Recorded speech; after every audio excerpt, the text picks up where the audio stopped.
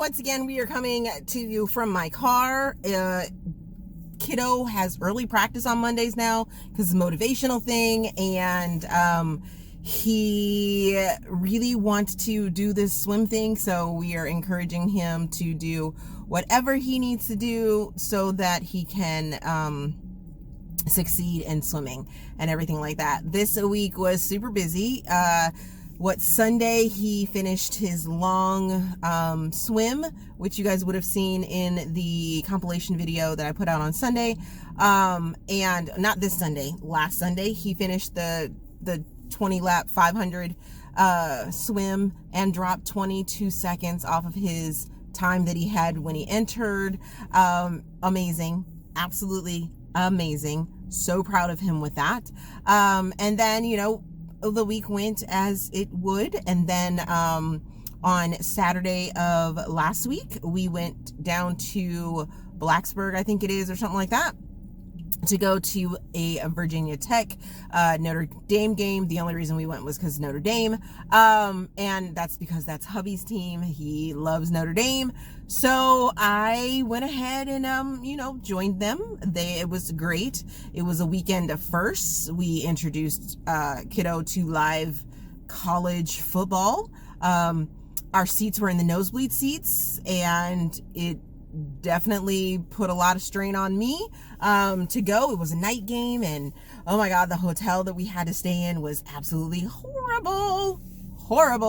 That was a whole debacle on its own, because the hotel that we originally had, they actually called us at midnight one night. I would want to say it was like last Tuesday or something like that. They called us at midnight and was like, hey, we're canceling your reservation. And we were like, excuse me, what, huh?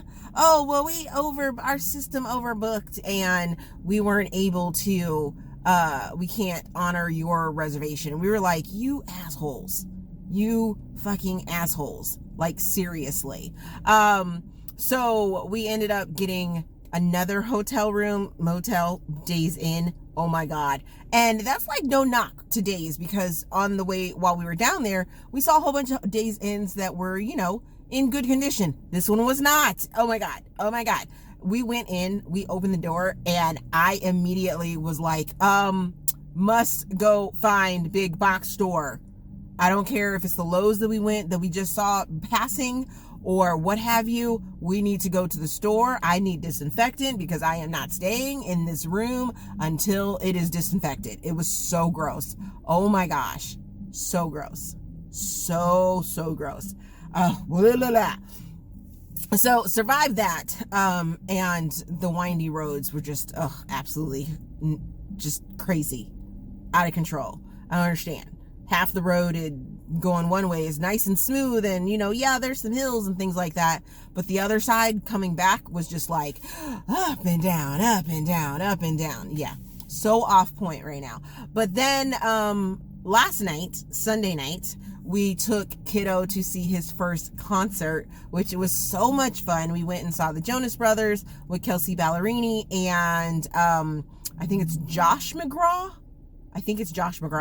And if you're thinking, you know, oh, who is Josh McGraw? I have no clue who Josh McGraw was. He was the opening act, and come to find out, he is Dr. Drew's, was it Dr. Drew? Or Dr. It's one of the doctors. Dr. Phil's son, who's now doing music. Yeah, he was an entertaining kind of character and things like that. So that was my week in life, and it was crazy, but enjoyable, which is why I'm doing this video now. So let's get to the week 40, October the 3rd through the 9th weekly wrap up for you guys. I started the week off by finishing A Moment for Us, which is Willow Creek number 3 by Corinne Michaels. I place this in contemporary. I'm giving it 4.25 stars, giving it 2.5 Steam fans. I had this as an ARC. It has been recently released, so go out and check it out. If it sounds enjoyable after I describe it to you on what's going on. This is the 3rd book in the Willow Creek series, and this deals with the oldest brother, Joshua. If you have been reading the series, which I will say this right now, you do not need to read the first 2 books to understand what's going on in the world. It does have some little bits and pieces that you may like to know about the other couples that are involved in the story, as well as some of the the siblings, because the first 2 books are about 2 other siblings in this family dynamic. But this is the older brother. It heavily deals with them. The actions and things that you are sneak peeked to from book 2 at the end of book 2 don't happen until like 25, maybe 30% into book 3. So you're really given sort of an information about the couple that is going on, and you don't need to have read book 2 to get a full, overall arching story for them. So we have Josh and we have Delia. Delia is a best friend of the family, and the two of Josh and Delia have been growing up together, and Delia is also the best friend to one of the brothers. So that's fun. And it's a childhood crush come to life, fruition after one night of a bad decision. Something ends up happening. There are content warnings for pregnancy discussion and just pregnancy as sort of a topic of discussion. I don't want to say too much more past that because it might be a spoiler. There is a lot of discussion about pregnancy in all aspects. So be ready for that. If you are sensitive to pregnancy discussions within your books, then you may want to pass on this one because it does take quite a few turns and twists and turns for it. There's also discussion about natural disasters within this book, so be cognizant of that if that is a trigger for you as well. And trauma. There is an age gap in this one, which it's not a big age gap. I think it's like maybe 6 or 7 years. So it's not something that's like real cringy or anything like that. All of our characters are late 20s, early 30s, sometimes older than that, which is I always love because I can relate to them a little bit more, just because I'm over, I'm past that age, so I can sort of get that feeling for the things that are going on in it. But I really enjoyed it, and think that you guys will as well. The next book that I finished was Gentle Scars, which is to be claimed #2 by Willow Winters, and this is a paranormal romance. I am giving it 4.25 stars. I give it 3 Steam fans. I read this as an arc. I believe this one came out the same day that the first book did.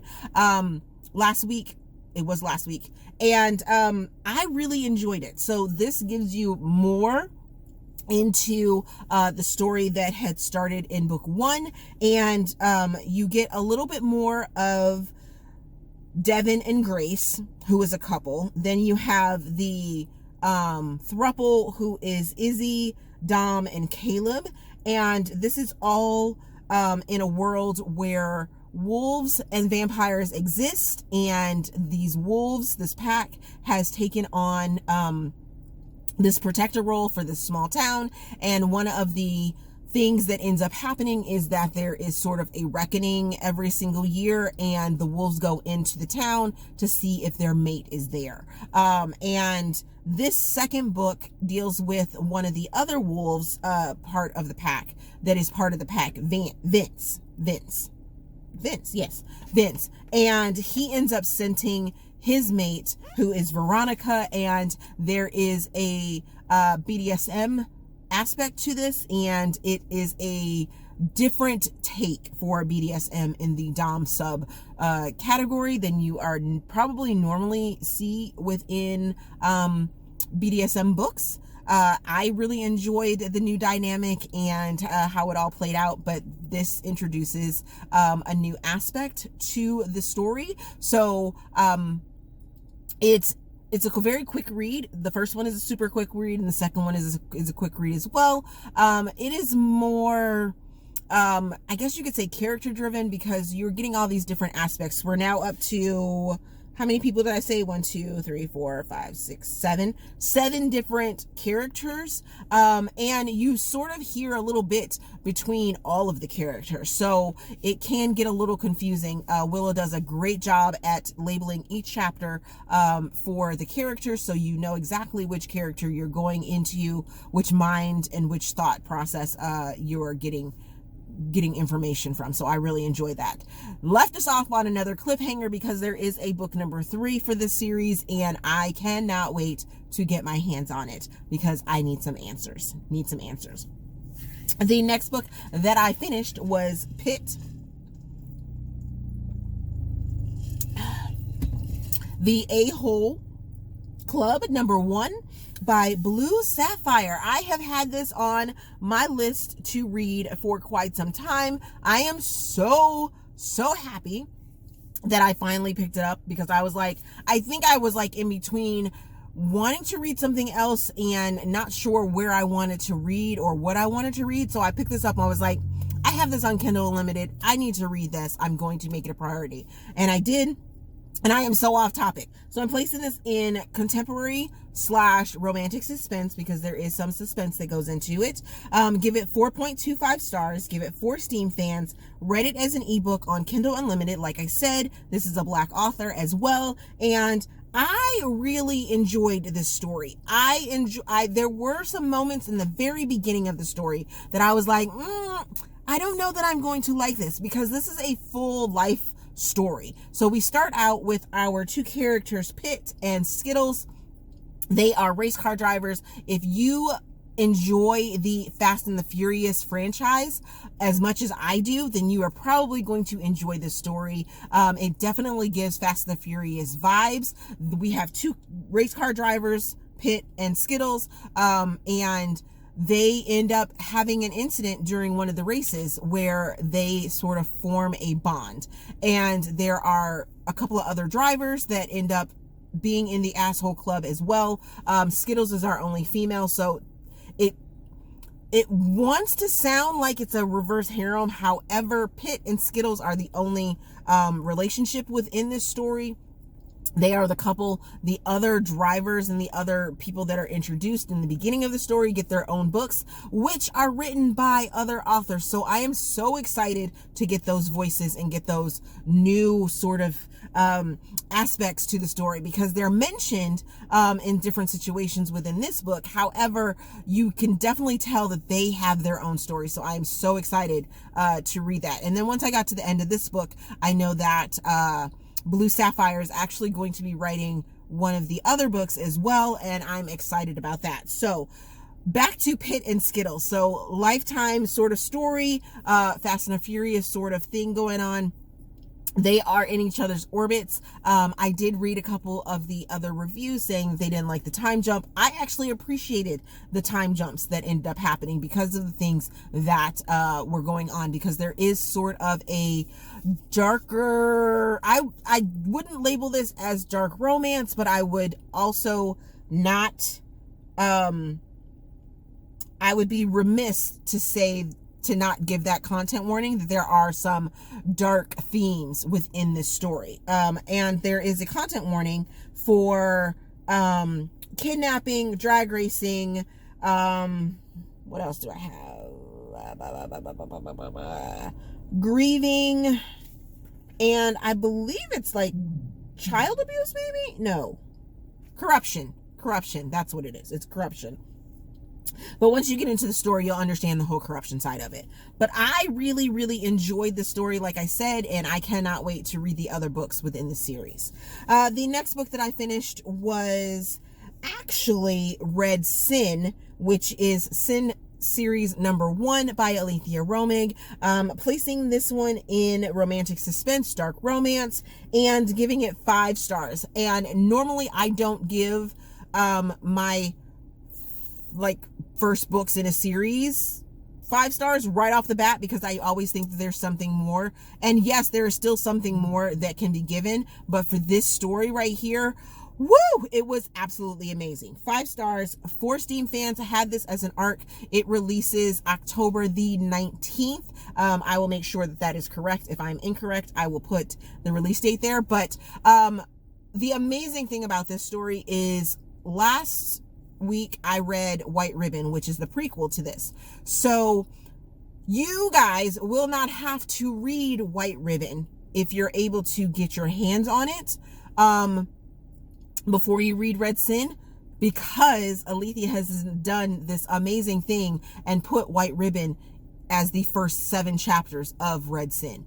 I absolutely love that concept. It made my arc a little bit easier to kind of jump into, because she flat out said, you know, White Ribbon is these first 7 chapters. If you want to reread them, that's fine, but you don't have to. You can just jump past to, you know, chapter 7 and then complete with the story.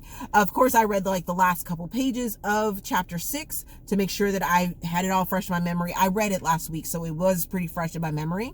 But I loved the now Julia and Van like relationship that we have going on here. So we have corruption. Well, we have Julia, who is a bride that fiance. Her fiance decided he wanted to cheat on her with her best friend and one of her bridesmaids. Julia finds out, calls off the wedding, takes a job at this out in the wilderness sort of ad, like mysterious job offer. Excuse me.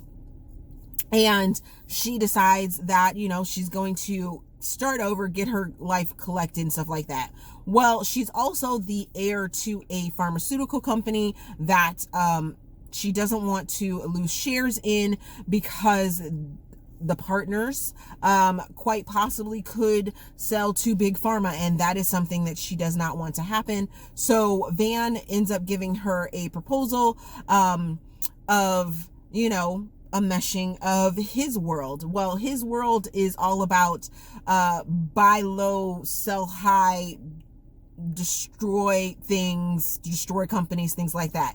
Well, he has a past. There's got to be a past. There's something going on there, and Aleatha has dangled that little carrot of knowledge in my face that I have got to know what's going on. The way that she weaved it, you know, you have this feeling. I had this little like tingle in the back of my head, like there is something more to Van's story and the things that are revealed through this one. And I was just like, ooh, I liked Julia because she wasn't necessarily a super strong character, but at the same time, she had this, you know, need. She kind of knew what she wanted. She knew that she wasn't going back to her douchebag of a ex-fiance. That was like, no, I'm not doing that. Not going to do that. But at the same time, she was like super intrigued by Van and the fact that, yes, there is a very, very big kind of age gap. It's about an 18, 19 year age gap for this story. But I still enjoyed it. Aleatha doesn't harp on when she puts age gaps into a story.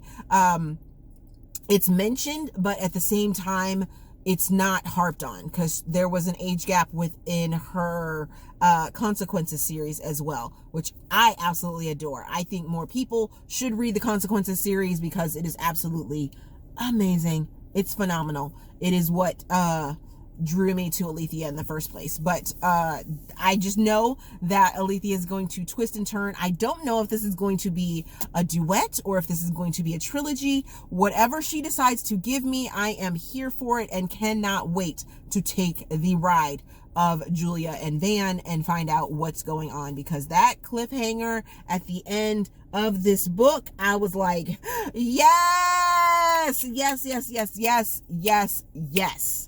I want more. Give me more now. I need it. Like, yes.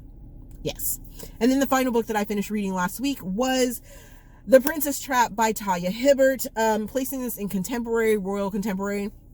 I'm only giving it 3.5 stars, giving it 4 Steam fans.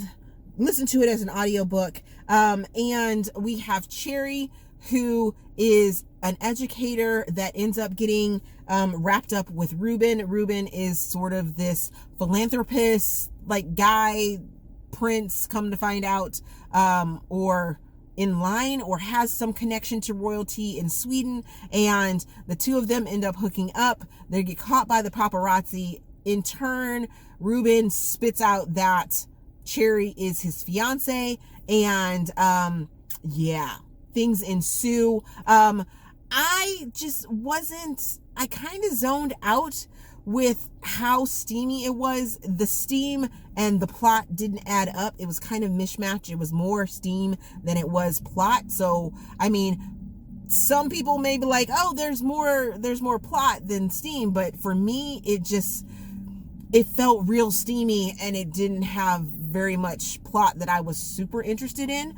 There are content warnings for child abuse, adult abuse, trauma. Let's see, what else? Scandal, guardianship, abuse. Yeah, there's just a lot of abuse that goes on in here. Racism, because this is an interracial couple, and some discussion about the BDSM community, which I don't think, like I said, I kind of zoned out on it. So I may not have been like in the right mood to read it. I mean, I enjoyed it a little bit, but it just wasn't my like top Talia Hibbert books. I was just like, nah. And the cover is just really cute. That was the thing that propelled me to read it in the first place, was I loved the cover. But yeah, other than that, it was just like, okay. So what am I currently reading? I am currently reading The Heart Principle by Helen Huang. Hopefully you guys there's a game going on behind me, which is real fun. Hopefully it wasn't too distracting with everything else, my car running. Hopefully you guys didn't look at that. But that is the only book that I'm reading right now. I'm sure that I will throw on quite a few books for this week. They had off Monday, today, from school and from work, so we ended up sleeping in half the day because, hello, we didn't get home from the Jonas Brothers until like midnight last night. And I have a feeling that that is what our theme is going to be for coming now, is that if we want to go, we're going to go, especially if it's at the amphitheater that is close to us. Come to find out, we have an amphitheater that's like less than 40 minutes away from us. So it's going to be really, really interesting. It's going to be very, very interesting how many concerts you guys hear me talk about in the upcoming future. So other than that, thank you guys for sticking with me for not yet. Oh my goodness. I completely forgot. So I have a bag full of stuff. So let's just get to opening it. The Evil Empire. Mostly, I think it's stuff that I bought. I can't remember though. But it is mostly from the Evil Empire. So let me rip it open, get into this stuff. Yep. Okay, so I got my copy of A Moment for Us by Corinne Michaels, so I can stalk her and get that signed. Got another one.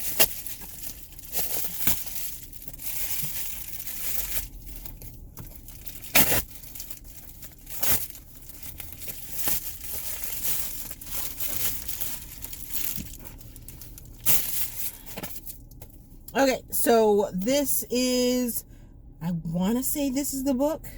Let me make sure before. There was a reason I bought this one.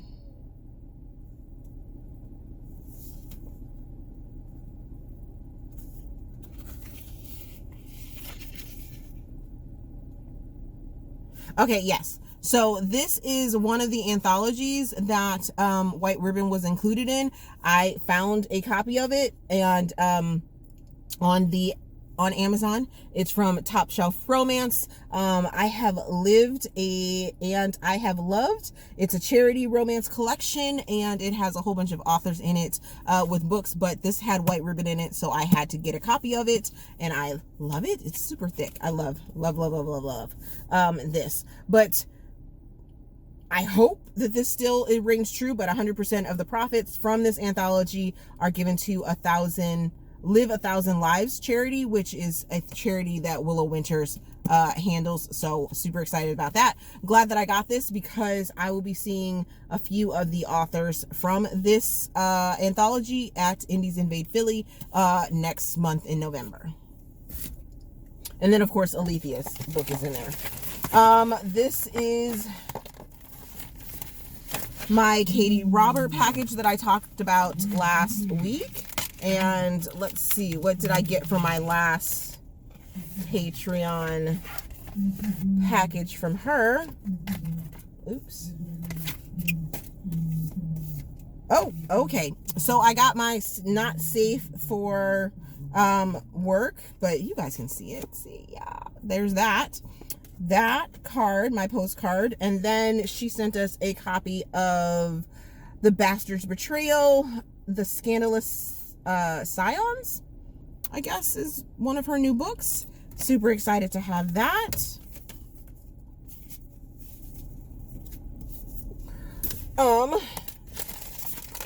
Another Evil Empire package.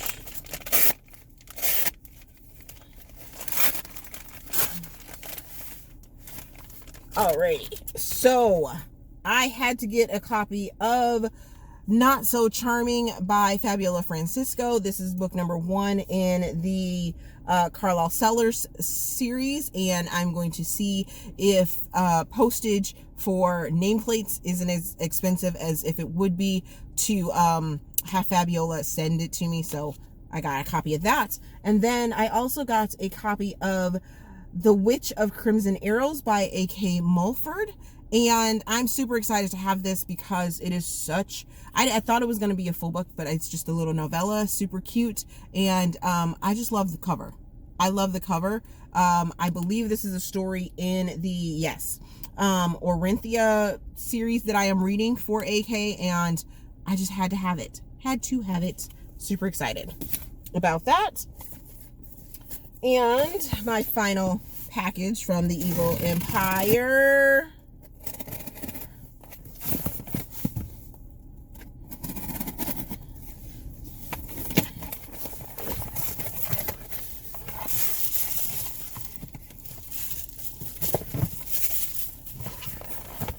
Okay, so there was another anthology that was doing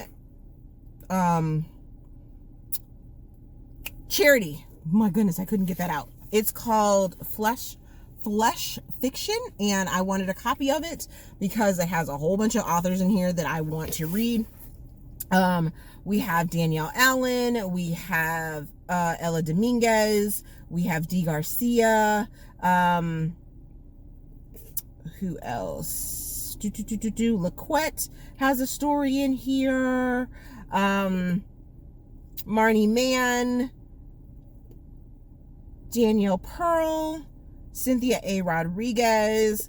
But there's just a whole bunch of authors that are in this book that I was like, I want to help and support. So I went and got it. And I believe Dylan? Did Dylan write the... Yeah, Dylan Allen wrote the foreword for this, and I just had to have a copy of it because it's awesome. And I can't wait to read it.